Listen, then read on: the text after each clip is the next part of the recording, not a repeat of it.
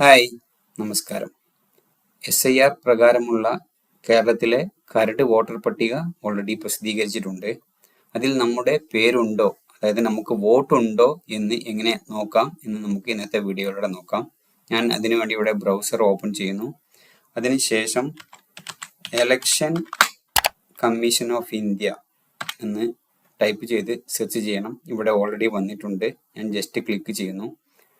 അങ്ങനെ സെർച്ച് ചെയ്യുമ്പോൾ കാണുന്ന വോട്ടേഴ്സ് സർവീസ് പോർട്ടൽ, അതായത് electoralsearch.eci.gov.in എന്ന സൈറ്റിലേക്ക് പോകണം. ഞാൻ ഇതിൻ്റെ ലിങ്ക് ഡിസ്ക്രിപ്ഷനിൽ കൊടുക്കുന്നുണ്ട്.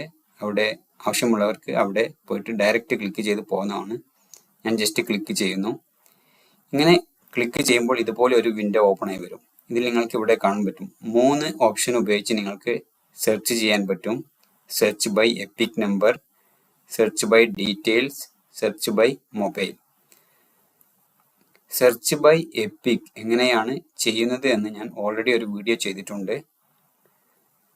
നമുക്ക് ഇന്നത്തെ വീഡിയോയിൽ സെർച്ച് ബൈ ഡീറ്റെയിൽസ് എങ്ങനെയാണ് ചെയ്യുന്നതെന്ന് നോക്കാം. ഞാൻ ഇവിടെ ജസ്റ്റ് ക്ലിക്ക് ചെയ്യുന്നു. അപ്പോൾ ഇതുപോലെ ഒരു വിൻഡോ ആയിരിക്കും നിങ്ങൾക്ക് കാണാൻ പറ്റുക. ഇതിൽ നിങ്ങളുടെ സ്റ്റേറ്റ് ഇവിടെ സെലക്ട് ചെയ്യണം. ആവശ്യമുണ്ടെങ്കിൽ നിങ്ങൾക്ക് ഇവിടെ നിങ്ങളുടെ ലാംഗ്വേജ് മാറ്റി കൊടുക്കാം. അതായത് നിങ്ങൾ സ്റ്റേറ്റ് സെലക്ട് ചെയ്താലേ ലാംഗ്വേജ് വരികയുള്ളൂ. പിന്നെ നിങ്ങളുടെ പേര്, റിലേറ്റീവ്സിൻ്റെ പേര് നിർബന്ധമായിട്ടും വേണം. ഡേറ്റ് ഓഫ് ബർത്ത് കൊടുക്കണം. പിന്നെ ജെൻഡർ അതെല്ലാം കൊടുത്ത് നിങ്ങൾക്ക് ഇതിന് ശേഷം പിന്നീട് ഡിസ്ട്രിക്റ്റും അസംബ്ലി കോൺസ്റ്റിറ്റ്യുവൻസിയും കൊടുത്തതിന് ശേഷം ക്യാപ്ച ടൈപ്പ് ചെയ്ത് ഇവിടെ സെർച്ച് കൊടുത്താൽ മതി. ഓക്കെ, നമുക്ക് നോക്കാം. ഞാൻ സ്റ്റേറ്റ് സെലക്ട് ചെയ്യുന്നു. ഇനി ലാംഗ്വേജ് വേണമെന്നുണ്ടെങ്കിൽ നിങ്ങൾക്ക് മാറ്റി കൊടുക്കാം.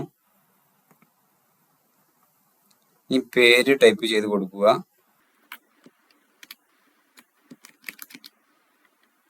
ഇവിടെ റിലേറ്റീവിൻ്റെ പേര്, അത് ഫാദറിൻ്റെയോ മദറിൻ്റെയോ ഭർത്താവിൻ്റെയോ എല്ലാം പേരാവും.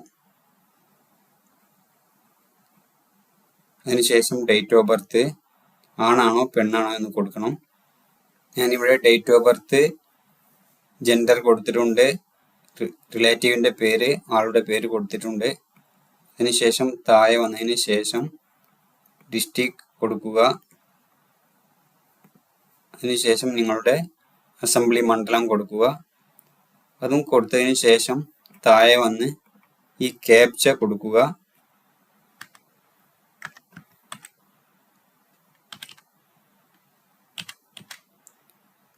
അതും കൊടുത്തതിന് ശേഷം ഈ താഴെ കാണുന്ന സെർച്ച് എന്നത് കൊടുക്കുക. അപ്പോൾ നിങ്ങളുടെ ഡീറ്റെയിൽസ് താഴെ വന്നതായിട്ട് കാണാൻ പറ്റും. നിങ്ങൾക്ക് വോട്ടുണ്ട്, അതാണ് അതിൻ്റെ ഡീറ്റെയിൽസ് ആണ് ഇവിടെ താഴെ കാണിക്കുന്നത്.